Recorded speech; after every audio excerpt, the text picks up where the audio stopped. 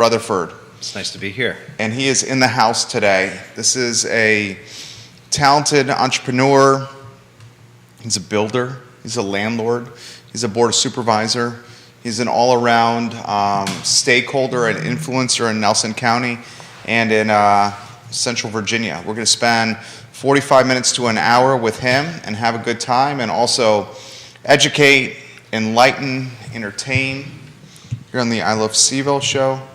The dynamic aspect of this show is you, the viewer and listener, can offer perspective, questions, comments on the show. Keep them above board and respectful, please. We don't mind being challenged, but it's definitely going to be with a golden rule mindset. Topics initially we wanted to talk about on today's show: public transportation in Central Virginia. The Nelson County Sports Complex has already come in, short-term versus long-term rentals in Nelson. The 5th District congressional race, and Bob Good has a stranglehold on the 5th, and the political temperature here in Virginia. So give the show a like and a share anywhere you are watching. Offer some comments and perspective on today's program. We'll rock and roll in about 30 seconds on the show. J-Dubs, things are good here. I need about 10 seconds, so we're good. In fact, you know what? We can rock now. We're good to go.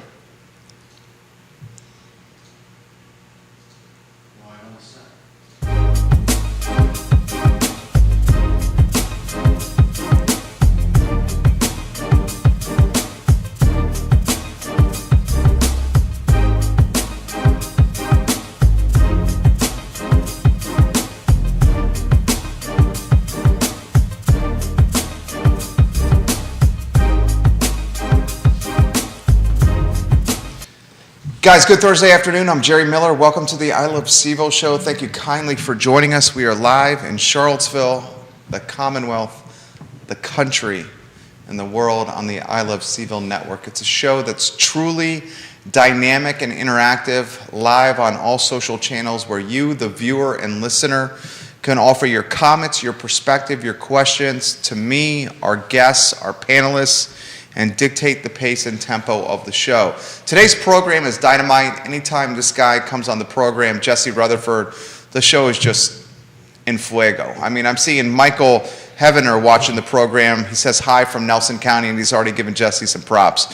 So jump in the mix, ask questions, relay some thoughts on air, keep them above board. We do not mind being challenged, but that challenge needs to come from a golden rule mentality standpoint. It's got to be respectful.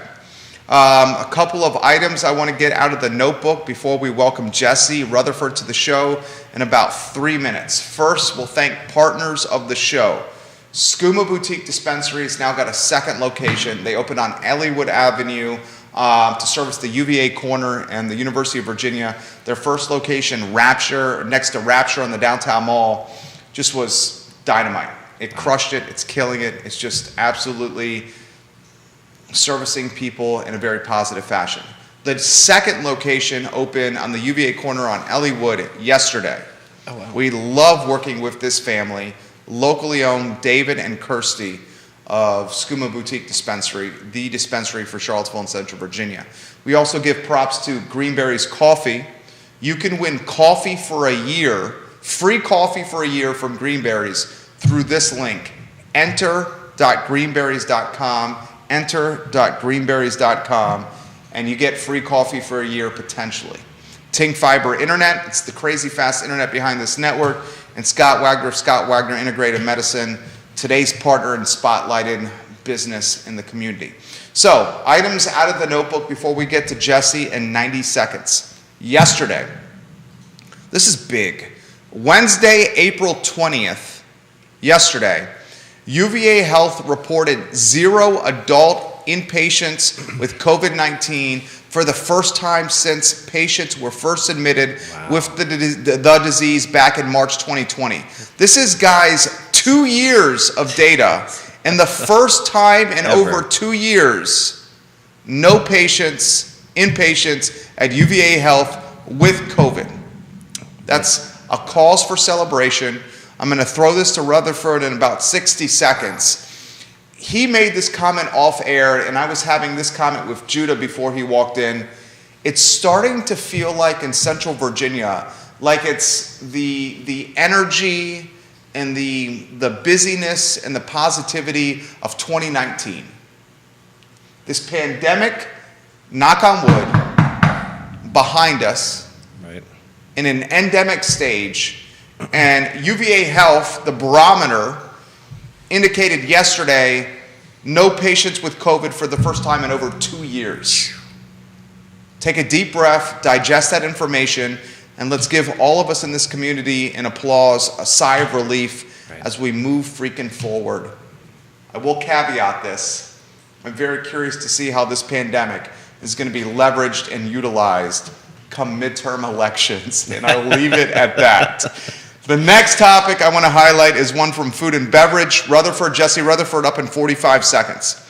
The Chili's on Route 29 in Charlottesville, a notable building, one of the largest restaurants from a square footage standpoint in Albemarle County, city of Charlottesville, frankly in Central Virginia. I catch word from friend of the program, I'm going to call him J.O., so I'm not blowing up his spot. J.O., you know who you are.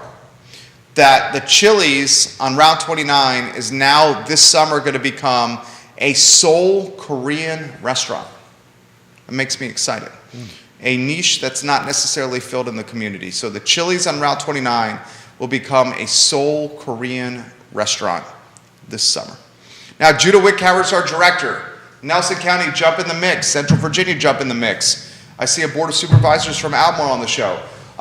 Let's go to the two-shot, Judah Wickhauer, director, and let's welcome Jesse Rutherford. Let's start with the UVA health news. Man. No patients with COVID? What an end of literally an era. I can think back to 2 years at this time frame when I learned how to bake bread, and that was a tough time. And then, of course, the countless lives that were lost, and watching that tick happen when you watch the, slow the curve, remember? Flatten the curve. Flatten the curve. And you went and, what was it, like 7 days, and then it was 14, then it was 30, then it was 90, whatever it was. And my gosh, it feels so good to be done.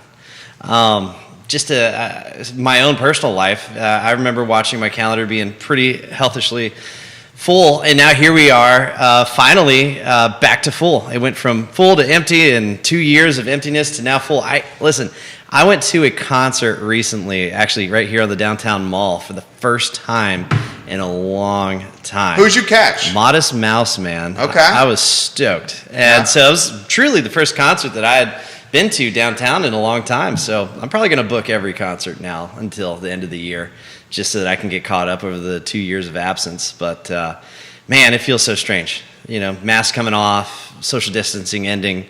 Zoom is still a very integral part of life, and I think that's a good thing to some degree. Keeps unnecessary meetings that only last 5 minutes virtual, so you don't have to travel too far. But man, it just feels so strange to finally hear it's 0 people. End of an era. Did you get COVID? I did, like multiple times. Yeah? Yeah. Multiple times legitimately? Oh yeah, definitely. Yeah. Delta, Omicron, I didn't get the OG COVID, like the beginning stage. The first strain? Yeah, I did not get the OG. I got the Delta, and then I'm pretty sure got the Omicron, and after a while, I don't know what else you can do after you get all the boosters, social distance, but so long, so. Do you think it's truly behind us, or do you think... I'm going to be hopelessly optimistic. So no midterm conspiracy? I mean... Okay. I think midterms... You think what, you think it's going to have another rebound, jump back? I think it's going to be strategically positioned in the news cycle. That always happens. It'll accidentally happen in October, as it always does. Every person that I know on every political spectrum in Nelson County is done with COVID. We did the science, we trusted the science, we got our boosters, we did the social distance. Sadly, some folks in our community had passed away, and we remember them, but at some point, life's got to go on. And here we are, 2 years. My gosh, over 700 days. 700 days. I've said this so many times on the show. Coming out of COVID, yeah, the jurisdiction in Central Virginia that situated itself best out of the pandemic and managed the pandemic Sitting right here. is sitting right here. Absolutely. Is Nelson County. I routinely on this show sing your praises. I talk about the jurisdiction and the financial reserves in place. Right. Put in perspective the management of the pandemic, 2 damn years, Jesse. Of this, right. And how you guys have come out of this maybe stronger than ever. Absolutely. So, and for lack of a better term, game day, when all of a sudden, virtual settings was going to be the main kind of opportunity, you walked into a budget session not knowing what to do. And so you just sat there, you held your hands out, and you're like, oh, wow. So how do we plan a budget cycle? How do we dream? How is it that we can plan? And that was something that was really beaten down. Of course, some of my initiatives like revitalizing Lovingston and Schuyler was very difficult to plan. It's hard to do that. You actually go straight into survival mode. Like, okay, what does Nelson County need to do to preserve our local populace and the future of our county? Nelson County was positioned in a very healthy spot in relation to our general fund budget. And we went and we looked at it, and shoot, guys, it was like the first 6 months we said, no, we're going to relieve everyone half of a year's worth of personal property. You will not have to pay personal property. And I'm fairly certain we were the only county, at least in this region, that had done something like that. I mean, it was $1 million+ that we just said, no, guys, don't pay it. We don't know what this world's going to look like. And then kind of moving forward, like how is it we can be fiscally responsible, but also trying to look to the future. We watched as our school populations changed, as our average daily attendance dropped some. Luckily, the state offered to pay still the same amount as it did the prior year off of that prior number. But Nelson, we then got to a point where it's like, okay, after about a year, we said it's time to start planning life post-COVID. I'm reminded of a quote that I remember reading in college, and it was, in times of peace, prepare for war, and in times of war, prepare for peace. And when we started seeing that COVID was being handled with vaccines and the relief of some social distancing, all right, it's time to plan for the future again. With that obviously didn't stop there. Nelson County was the first county to secure a universal internet connection in our region, in our state. And that's looking to be a reality as 40-50% of Nelson County has access to high-speed fiber internet. Cue the people in the comments, please, on who doesn't have it yet, and we will get to you. I promise. All right. Deals were cut. Don't worry. You will get your internet. I see them coming in. Don't worry. Yeah, please get in there. I don't know your address specifically of when the installer's coming, so full disclosure. So much I want to cover with you. We're going to get to transportation. We'll get to short-term versus long-term rentals in Nelson. We'll get to a sports complex in Nelson. We'll get to the 5th District congressional race, the political climate and temperature in the Commonwealth of Virginia. Vanessa Parkhill, welcome to the program. We'll highlight a couple other folks watching the show. Joshua Michael, welcome to the show. We have Grayson and Crozet. Welcome to the program. Live on every social media platform known to mankind. Jesse, I'm going to throw this to you. Ready. How do you, as a jurisdictional leader, maintain fiscal conservative mentality while still trying to innovate for the future? Because some political leaders would say those are a catch-22 or work against each other. Right. I mean, you obviously have some dynamic change and philosophy change generation to generation. I know for my level, I'm a conservative Republican without a doubt, and that's obviously that can be contentious depending on which sect of conservatism you might sit in. But the reality is you can't get internet done unless you have a public partnership. With the expectation that corporate America is going to come crawling into Nelson County without major subsidy is not going to exist because the economies of scale never existed. Great comparison, electricity. There was no opportunity. There was electricity in Nelson County. Appalachian Power provided electricity to much of the most populated areas in Nelson County. But they didn't go after the last mile, the farmer who lives at the very back of a valley. So many of those particular areas, suffered. So you have to look at it with the lens of, hey, whatever corporation, and in this case, it's essentially a nonprofit. I mean, cooperatives, Central Virginia Electric Cooperative and Firefly is a nonprofit to an extent. It's ultimately, the ownership is the membership of those entities. So we have a great relationship with them. And when they were talking about game day, like, hey, what do you think of this? We were all in. Like, as soon as the conversation didn't even have to be said, because Nelson County said, when you're ready, we're in, no matter what. And props to Gary Wood. He's definitely been a revolutionary and very key part in progressing Nelson County into the 22nd century. I mean, we got gigabyte speed for $79.99. I mean, that's so far into the future of need that, oh my gosh. That's huge. I mean, 1 gig of speed, like the things you could do, you can run all your terminal services, VoIP phone, you can do everything. And probably, if you have security cameras, have it streaming 4K live, with no buffer. That's what we have in Nelson County. And over COVID, we said the number one priority we have is making sure the Silk Road, that opportunity is brought to every single home in Nelson County. We will be number one. We will be first. And of course, again, cue the people in the comments who don't have it yet. You will get it. I promise. How about Lovingston update? For the viewers and listeners. Absolutely, Lovingston. So when we're talking about revitalization, we've applied for multiple different grants and trying to get, brick facade, trying to get lighting and all that. Some were successful, some were not. As we're coming out of COVID, taking things away from infrastructure, for example, internet was a huge dollar amount, both federally, statewide, and making sure that was number one. And it makes sense. That is a priority. So hopefully we have a couple other grant opportunities. At some point, I will ask the local government itself to make the contribution. It's not a small number. Trying to do a revitalization of a town is, several $1 million. And, I don't want to sit here and ask to take taxpayer dollars if there's some free monies out there that can complement it. So hopefully we'll have a better update in the next, 4 to 6 months. Here's a good comment. You'll find this hilarious. This is from David. On our I Love CVO. He said, last time you were in a Star Hill hat. Can Jesse show us which hat he's wearing right now? So this was actually deliberate. Okay. Because you saw last time. I have to say, I got pretty pressured when I went to Blue Mountain last, which is like probably my secondary watering hole after Woodridge.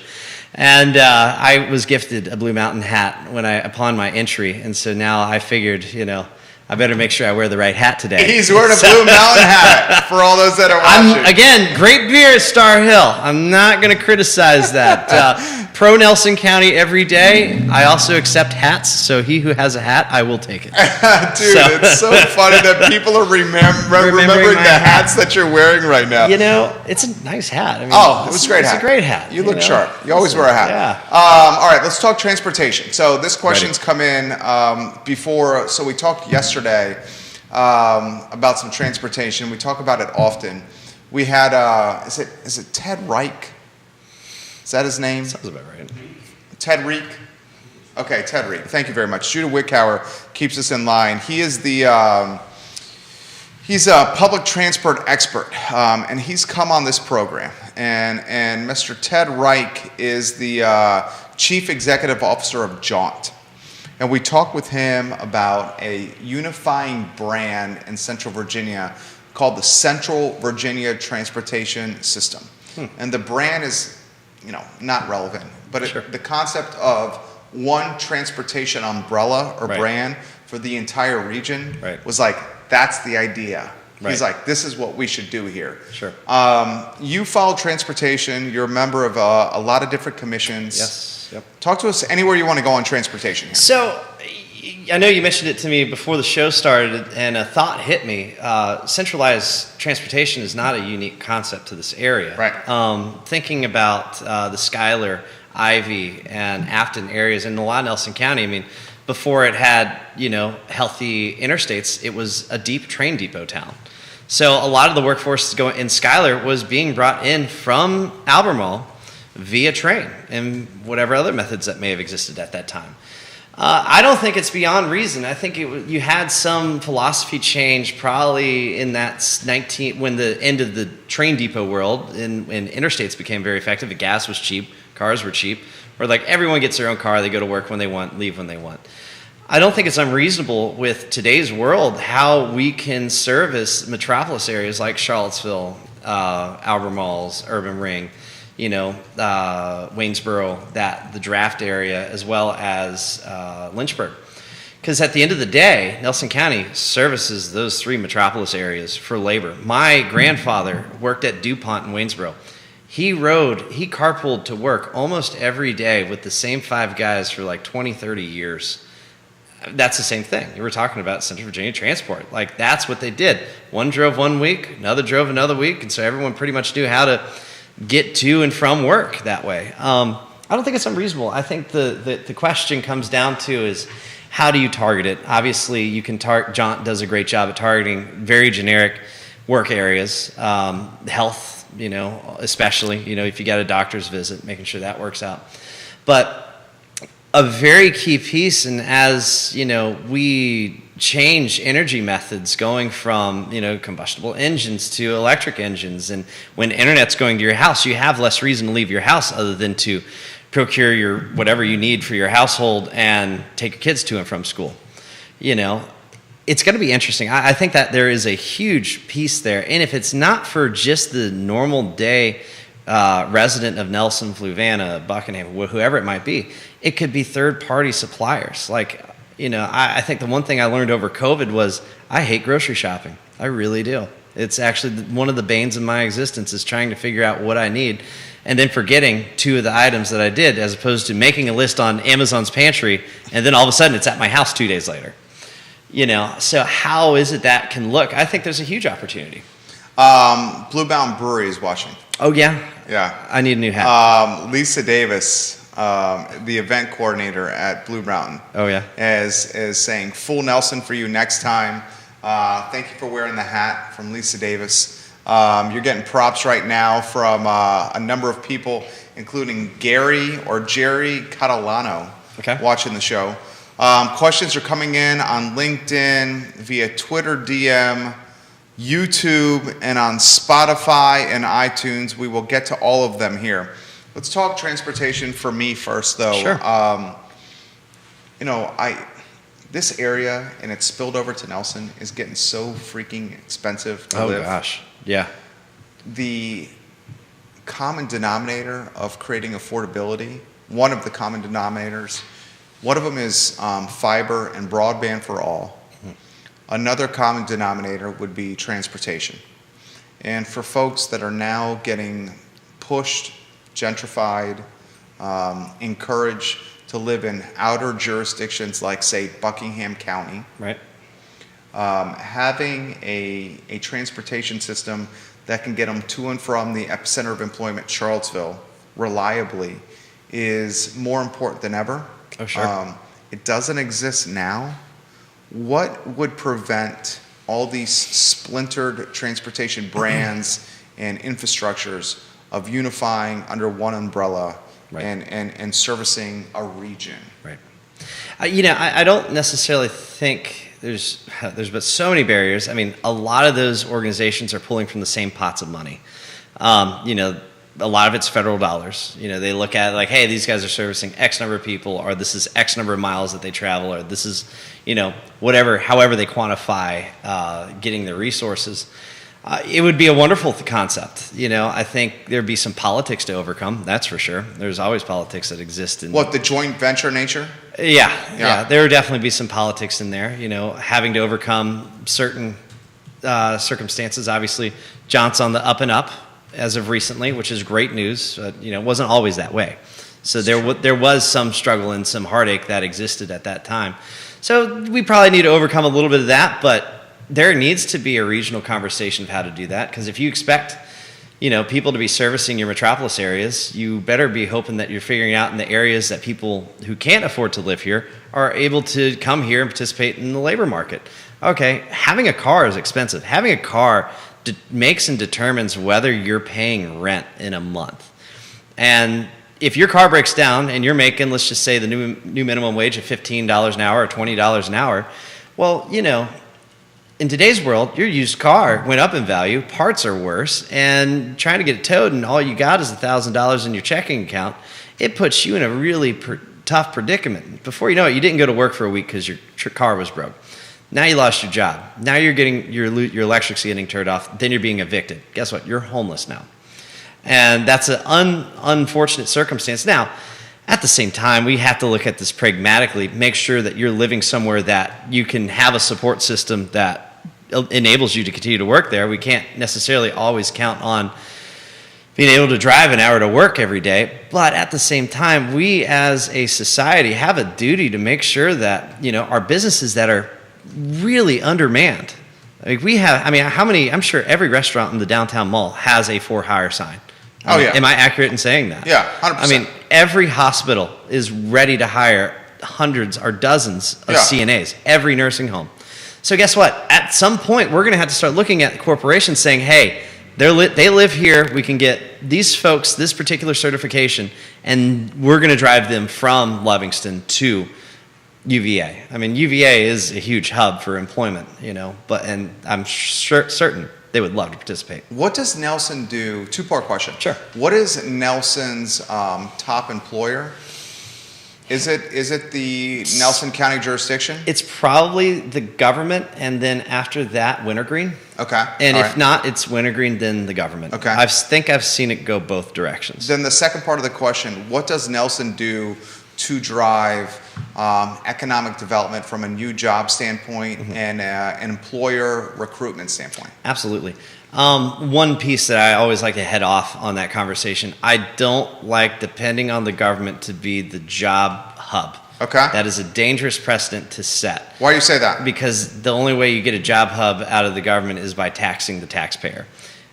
However, with a corporation that comes in or a new business, you're not expecting the taxpayer to necessarily have to pay more taxes to support that new business in there. He's created a new model, a new business to create new resources that don't cost us money. Got it. So that's not to say that I don't support our local government and making sure everybody's paid properly, but I always look at it from the lens of how is it that we can bring in new business to Nelson County to create new jobs, and how is it that we can bring bodies willing to fill those jobs. And it's actually kind of a little complicated of a thought process, because to bring in a new business or new whatever job, you have to have somebody there to fill it, right? If you don't have people to fill the job, then job creation is pointless. Nelson County, we have a very difficult time in the hospitality world of filling jobs. Now, some people say it's a wage issue. Sure, that might play a piece in it. Ultimately, it's a bodies issue, because I have gone to and from all over 151 and our service areas, and they're willing to pay top dollar. Like when I say top dollar, like I have heard of bartenders walking out of certain places making like $1,000 to $1,500 on a Friday. So, okay, let's exit that. So then it's just, where are people willing to travel to work here? They're coming from Stanton. They're coming from Augusta. They're coming from Charlottesville and Albemarle. Believe it or not, there are people in Charlottesville and Albemarle who come and service our hospitality world, Stanton especially. So how do we overcome that? And that kind of gets into, housing, of course, which is a niche that I have in my own personal life, but also one that we deal with all the time as a local government in a regional basis. So job creation, what comes first, the chicken or the egg? Do you have somebody who shows there, says, hey, I need 400 jobs? Well, it's kind of hard to fill those when you ain't got the bodies. We talk about sports complex on this show often. Sure. An update on Nelson County's efforts with a potential, is this an accurate description? Oh, yeah. Regional sports complex? Well, you're welcome to come. Yeah? But it is Nelson County's. Talk to us Don't about worry. that. So we're currently in the, not discovery, but planning stages of doing a sports facility. It's really rec facility is what we prefer to do it, because it's going to have a wider sphere of not only baseball, football, probably gym, but swimming is going to be a huge piece. An indoor swimming pool is something that has been of the eye of the board for going on over a decade, and this is going to be a year where we are fiscally postured to have a facility like that. So we're talking months of finally making an announcement and dollar numbers of what it's potentially going to look at. There's some stuff that's currently in closed session that I can't disclose yet, but we are within a time period of making some specific announcements soon. So the complex, would it have the infrastructure to accommodate regional tournaments? Or are we thinking specifically for locals? Yeah, it's definitely locals first. Okay. It will cater to the local, not just children, but also adults. And one thing that we've seen across the Commonwealth that these facilities can help with is your aging demographics, having facilities available to them that aren't necessarily they have to pay, go to a physical trainer and all that, where they can do it on their own. Especially the swimming aspect is a huge piece. But I, myself, not speaking for the board, have an eye on sports tourism. I think there is a huge opportunity in Nelson County to be the sports hub of Virginia. And how is it that we talk about getting bodies is creating an attractive venue that people are like, you know what, I want my kid to go learn how to play soccer there. I want my kid to be a football player there, because not only do they have a great high school team, whatever that might mean, they have a great training program to get them there in a safe, healthy manner. One of the biggest barriers to having good sports teams is access to facilities and resources. I mean, you can look across the Commonwealth and, you know, that's a huge lack. Now, I think we as Nelson County can posture ourselves to be, you know, a top contender. And of course, some of the sport aspect of that does take generations of, you know, training and making sure everybody's getting to a good performance level. But, you know, it's the time is now. And, you know, also making sure that there's opportunity for our younger demographics to have something to do. You know, of course, that's a huge complaint in our community is what do young people have to do? Locally. Yes. Now, growing up for me, I was out in the woods and fishing and swimming in the creeks and the rivers and all that, but not necessarily everybody has that opportunity. Sure. So how is it we can have something that complements our academic system and can go throughout the day? And then one other piece I want to add to this is childcare. This rec facility, it has also been the goal to how we can offer childcare in Nelson County. As you know, as many people in rural Virginia know, it's difficult to have, all right, for example, Nelson County. Yeah. It's pretty simple for me. My family goes back a long time. My mama's family goes back hundreds of years. Right?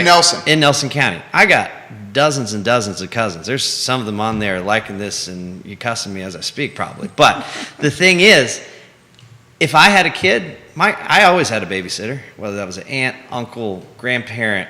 You know, let's just say my mom got sick. You know, I had a relative down the street that, you know, opened arms, hey, drop Jesse off.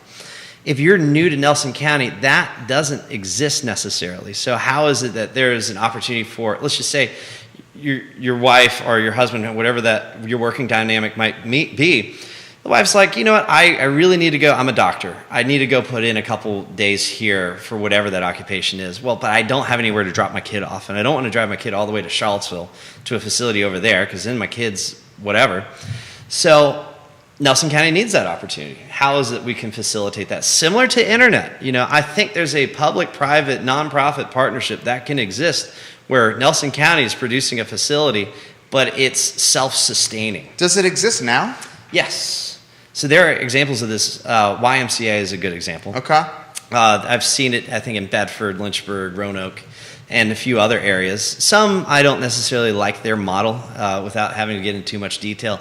But each one has had intermittent pieces of that, how the YMCA has been able to contribute to rural communities, but also be relatively self-sustaining. And that's job creation too, for the record. For sure. Yeah. For sure.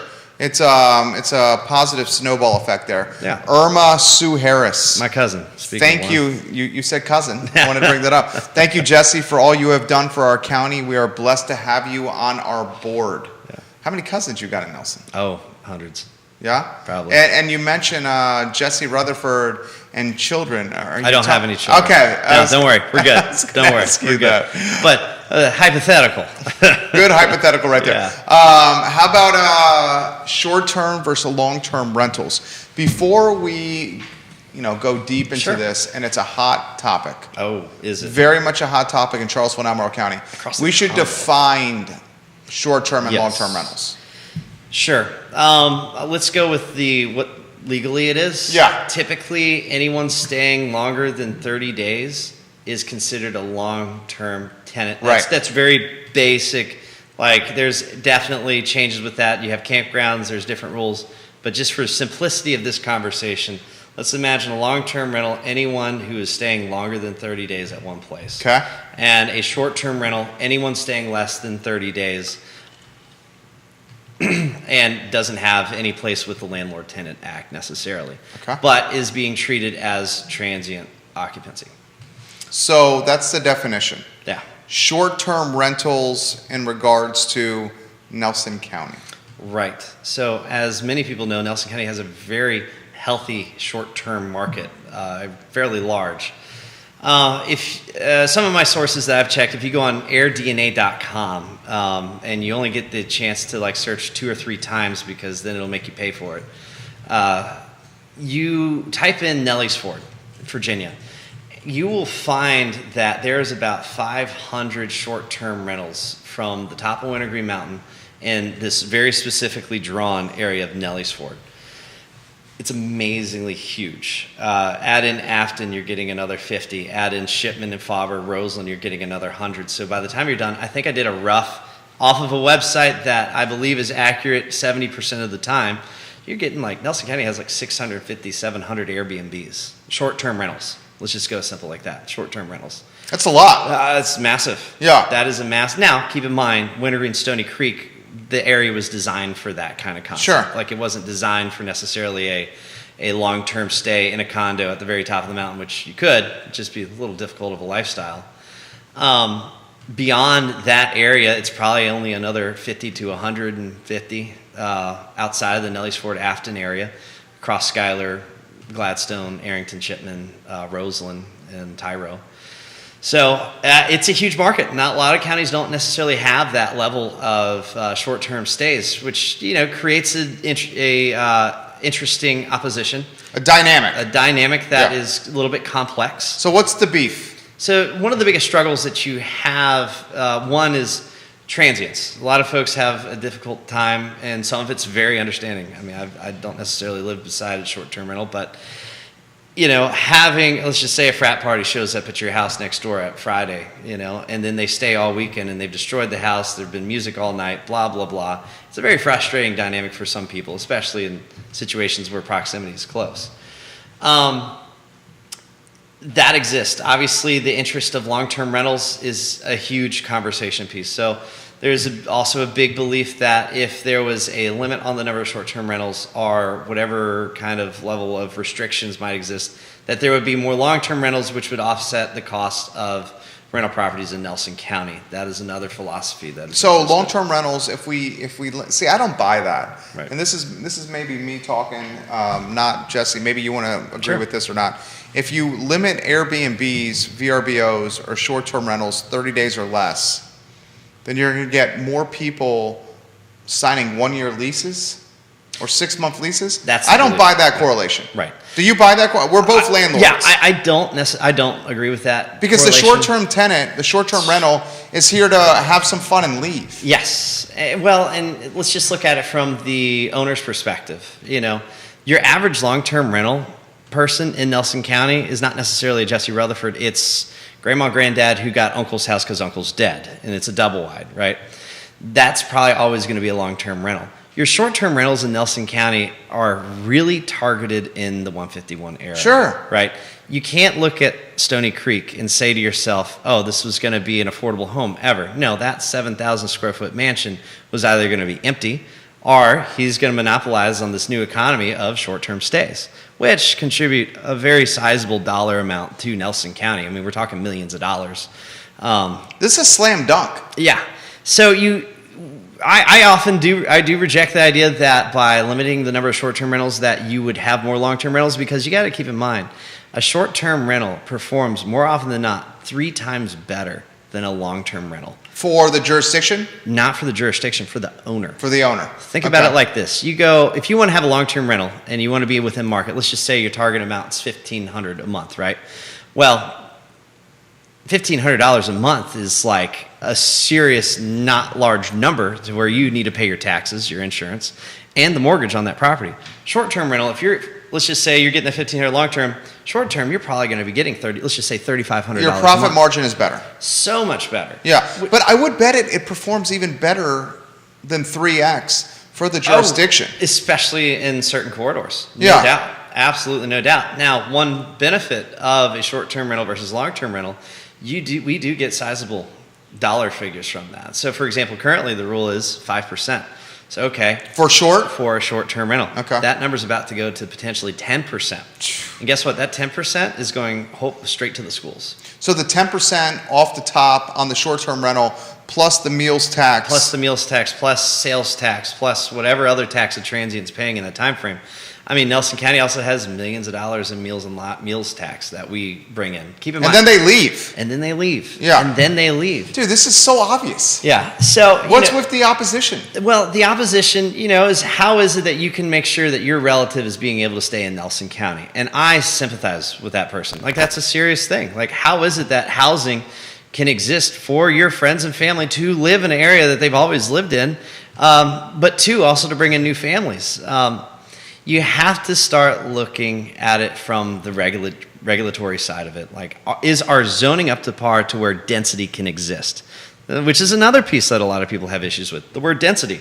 You know this. Most other real estate agents, developers know this. You can't have the word affordable without the word density. Yeah. You cannot have the expectation that someone can procure X number of whatever acres and then on the back side of that have it extremely subsidized and that guy's making money. No.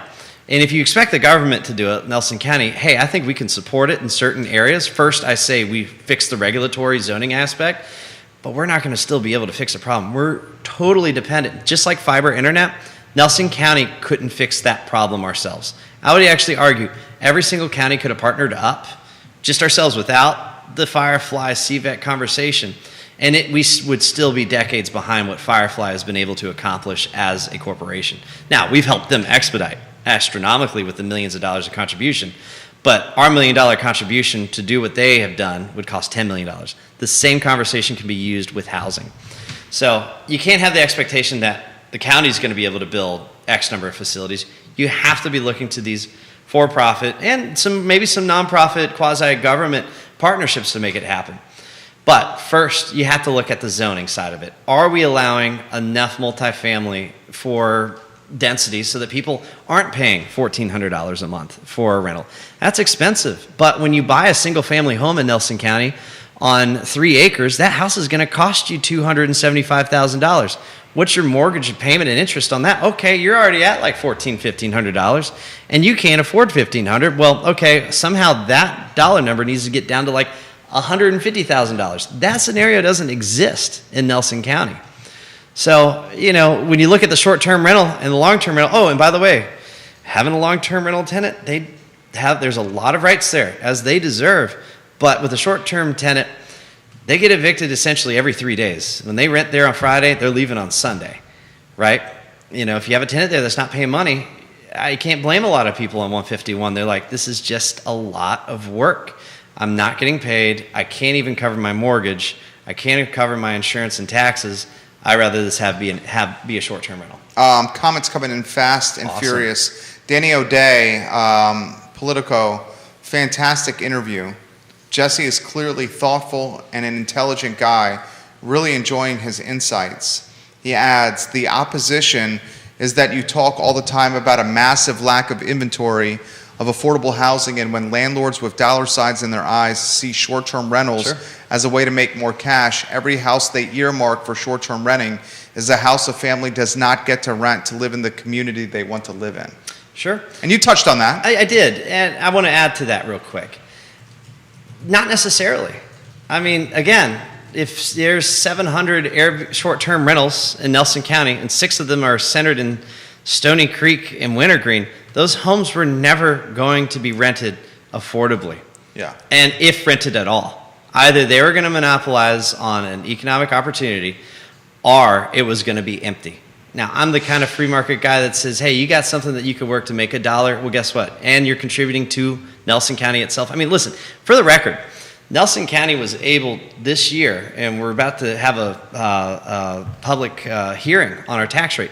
We're lowering our real estate tax to the local person. So jealous. We're lowering it from 72 cents to 65 cents. We have fully equalized our personal property tax. I think it was $3.45 to, don't quote me, it's like $2.60 some cents. Explain equalizing. Equalized means, so, and this is always a tough description for folks. Let's just say you paid $100 for your Oldsmobile in spring of 2019. The value of your Oldsmobile, by some miracle, went up, because in that scenario, 200-300%, right? All right, that means you have to pay, let's just say, $175 or $300 now, that half of the year. It was our goal. Now, it won't be exactly what it was in 2019 because the value went up. It was our goal to try to lower how much you'd have to pay by taking it from $345 to $267. So you're not going to be exactly $100, but you're not going to be the $300 if we didn't change the rate. That was perfect. Yeah. You explain it well every time. We have so he kills it. Anytime he's on the show flies. It's 1:17. I just looked at the clock for the first time. J-Dubs, we have a 1:30 conference call. Okay, so keep me on point for 1:30 p.m. conference call here. We have 12 minutes I want to cover with you and a lot I want to get to. Devin Coombs. Yeah. So proud of you, Jesse Rutherford, with the heart emojis flying everywhere for JR. Be a significant.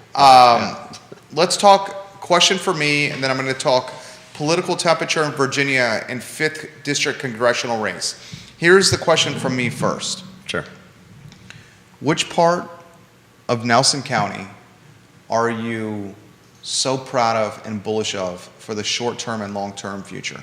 Whether it's the Lovingston Sure. enhancements, anywhere in Nelson. Right. Which part of Nelson County do you think is underachieving Right. and needs improvement and attention? I think, obviously, the diamond in the rough for me is absolutely Schuyler. You know, you're talking about a town that has such a unique perspective and an affordable inventory that exists. And when it gets fiber internet and it gets the wastewater upgrade, that place is going to be a huge opportunity for a lot of different people, whether that's a family or whether that's going to be lower income family, especially lower income Because families. you're talking price point. We're talking price work. It is an underpriced market. Okay. And that area once was a huge thriving community. Since the loss of an extraction-based business of soapstone, it's not necessarily what it used to be, but that is a diamond in the rough that people aren't watching right now. I also am hopeful for the Livingston area, but specifically the 29 corridor. There is going to be a huge opportunity, and there is appetite probably politically by our board. So that's Woodridge to Livingston? That would- to the ice cream cone? Pretty much. I would say draw a line from Route 6, like you're headed towards Scottsville, draw it all the way to Livingston and Okay. even beyond. Okay. You know, your most developable land in Nelson County is south of Livingston. I'm thinking, hey, that's a great opportunity for a suburb, for a subdivision, for a place for families to live. And then also still have the convenience of 29 and working in two metropolis areas of Livingston and Charlottesville. Good take. Bob Good, 5th Congressional District. A gentleman, a politician, Bob Good, that has either you're really in his corner or you're vehemently opposed. Right. He's running for re-election. His opposition, Josh Thronberg from Charlottesville. Right. Your take on the 5th? Sure. In full disclosure, I'm actually vice chair of the 5th District for this particular zone. You know, the 5th District, it has such a unique posturing of political ideologies. You know, there's definitely, as does the left side of the conversation, have multiple different sects. Like a Charlottesville Democrat is very different than a Fluvanna Democrat, than it is different than a Halifax or Charlotte County Democrat. In that same complexity exists with Republicans. I think the big difference is in the 5th District, the 5th District's going to be like 65% conservative. Bob Good will likely win his convention, probably handedly, and he will ultimately win the general election, probably 65 to 35%. You know, of course, I always believe everyone should always be challenged at any time. Same. But at the same time, there are some realities that, you know, we in the political sphere kind of have to admit to ourselves, and the left Democrat has been extremely disconnected from the 5th District reality. You know, you look at Southside Virginia, you know, there was once upon a time a Democrat area. You know, a lot of people call those blue dog Democrats. I'm not sure if you're familiar with the term. And after decades of supporting blue dogs, and folks realize they still got nothing, they're still poor, now they have meth addictions and all sorts of other drug issues and access to facilities that they're like, well, y'all did nothing. What makes you think you're going to do something different now? You know, and then of course so many other heartburns exist in today's society. Some legitimate, some that are just conspiracy. But at the temperature of the 5th district it's red. And it's not just red, it's bleeding like red. Are you surprised with the candidate the Dems trotted out? I'm not. We got an entrepreneur, a minister.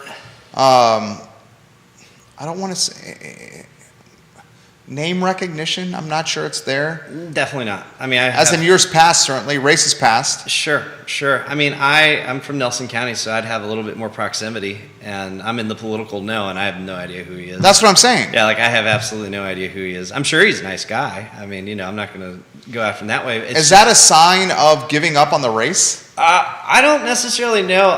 The Democrats have been renowned in Virginia to challenge every race ever, which politically that is a solid strategy because it distracts and detracts incumbents from being able to participate in races that are necessarily, winnable. I'm sure I can't wait to see what the comments say about this, but the guy, he doesn't have a chance.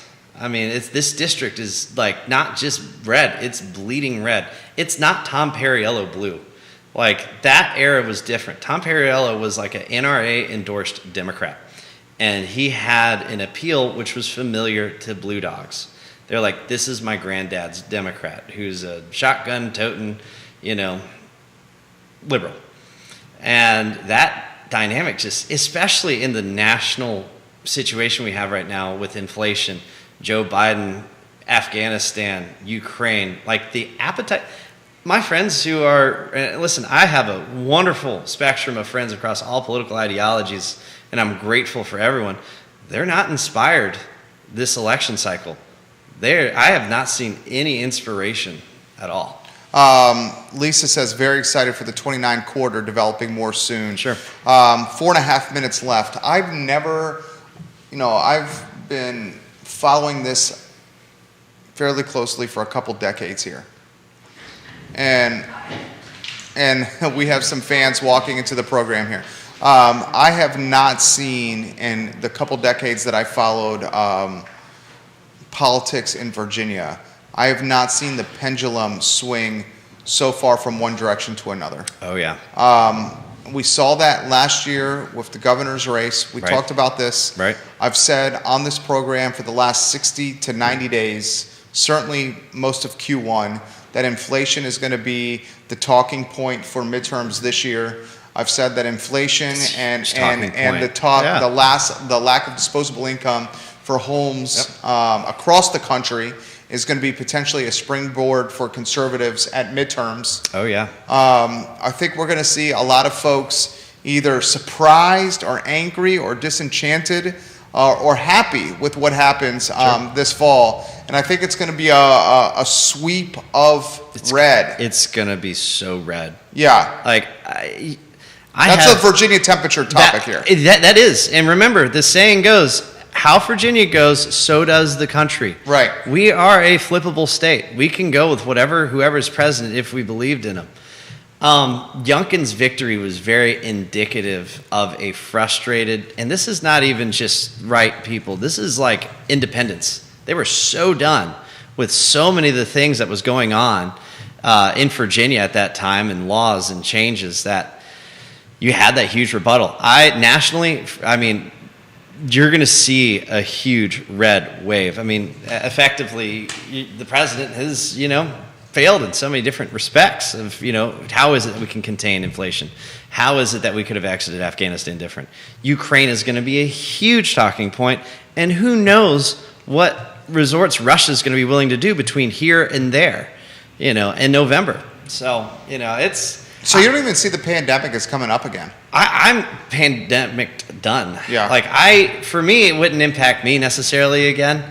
It still affects my supply chain of life, but I don't really see the pandemic. I don't know. Not from a politics standpoint. Yeah, I don't know how they could arm it again. We're going on 2 years. It's hard to ride something like that for 2 years after you got 4 vaccines, 2 boosters, and there'll probably be a 5th one by the time we get to the fall, and it's like the flu shot. Yeah, that's what I think. So what are the top 3 topics? Ukraine, inflation. Supply chains. I guess that goes with inflation too. If you just stuck volatility in the economy, we could see a big drop in that. But I don't know. I think that would be an interesting piece to see what happens. Shoot, gas prices. You could put that as your top 3 right there with inflation. People will, make very big decisions on their life based off of how much it costs them at the pump. Folks are saying on the feed, schools. Schools were certainly a part of Youngkin and McAuliffe. Are we past the Sure. schools piece? I mean, in the schools piece, you have The huge piece of that was COVID, though. yeah. I mean, well, you also had You had the critical bathroom, race theory. the bathroom conversation. Yeah, you also had transgender, and you Yeah. also had empowering parents. right. Yes, All those were You a had part of schools. Well, yeah, when McAuliffe made the comment that 3 parents times. don't have a say in their Yeah. children's education. He said that 3 times. Yeah. He lost because of that. Oh, if he wasn't going to lose, he definitely lost another like 3% of Virginians right at that moment. Because it doesn't matter if you're a left-wing person, right-wing person, independent. No, you have a say in what happens to your child. Tammy says, she's putting on your page over here, that Tammy Burnley, that should be domestic oil production. Open up a pipeline.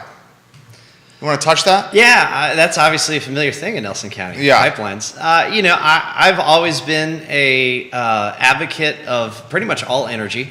I think there's a place for all of it. My father, we installed 50, 60 solar panels on his house. We're proud renewable energy folks. We also understand the barrier to entry with that. Central Virginia, Southside Virginia, there's lots of renewable energy. I think there's a huge place for renewable energy. Like, I'm a pure believer I believe in independence from so many different aspects of your life, but also away from corporate America. Yeah.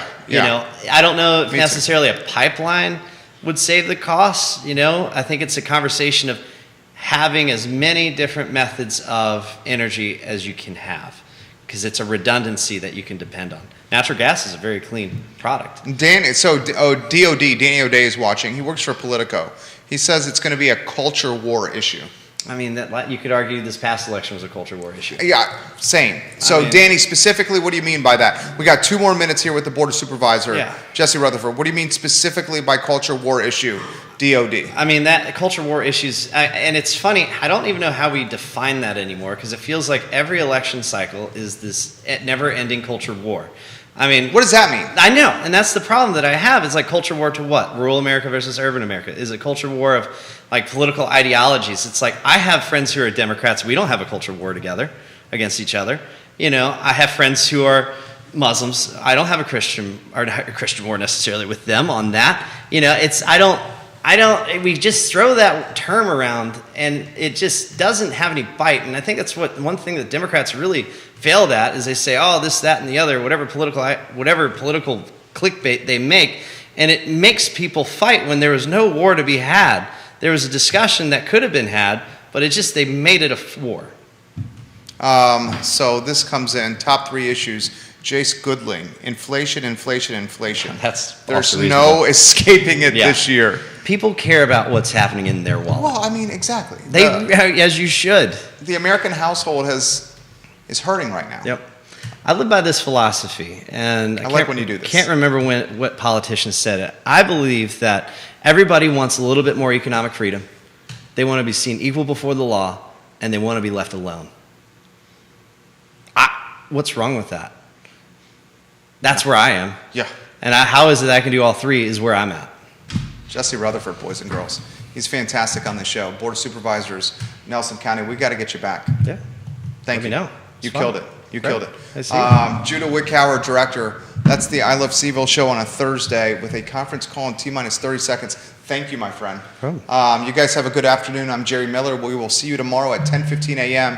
with Chris Fairchild and Tony O'Brien of the Fluvanna County Board of Supervisors at 10:15 a.m. on Real Talk with Keith Smith and myself. You guys have a good afternoon and take care. Yep. Dude, you crushed it.